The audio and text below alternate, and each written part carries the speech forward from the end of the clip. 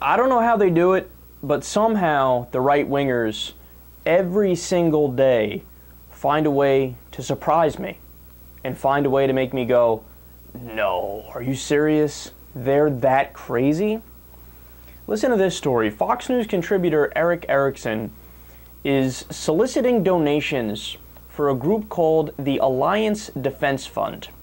Now, this group was just heavily involved in a lawsuit in New Mexico where a photographer said, I want to be able to discriminate against gay people.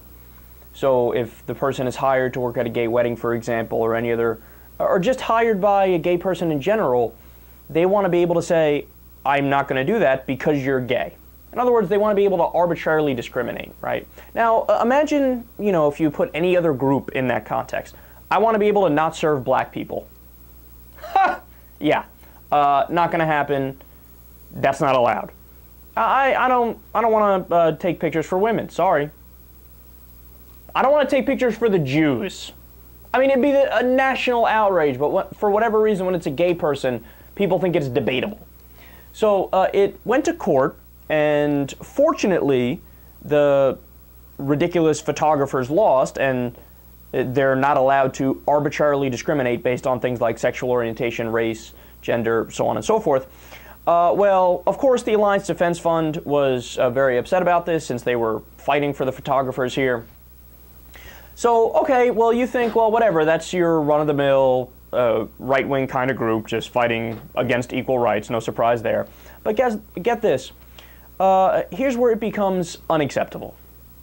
That group is currently spearheading the effort to criminalize homosexuality in Belize.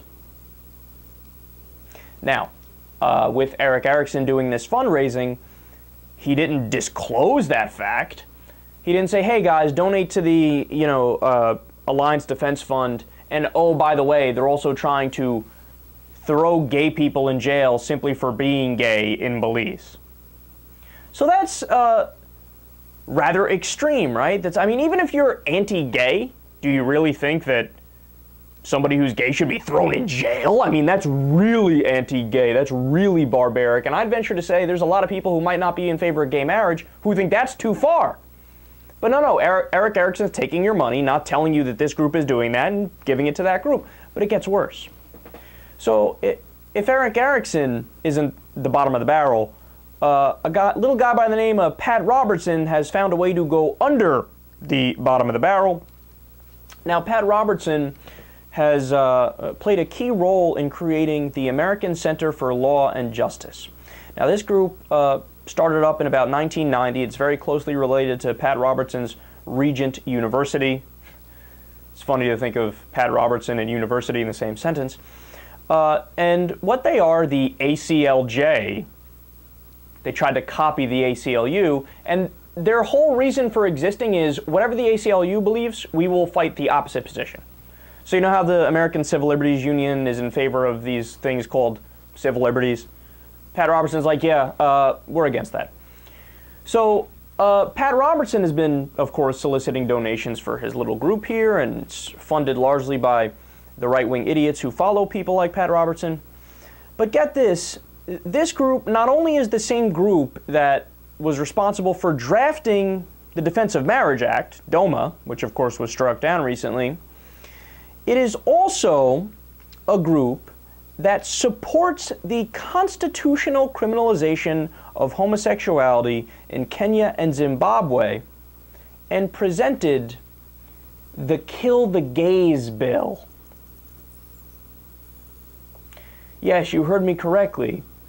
Pat Robertson's group, which solicits donations from your run-of-the-mill average right-wingers in the United States, they fought for the Kill the Gays bill.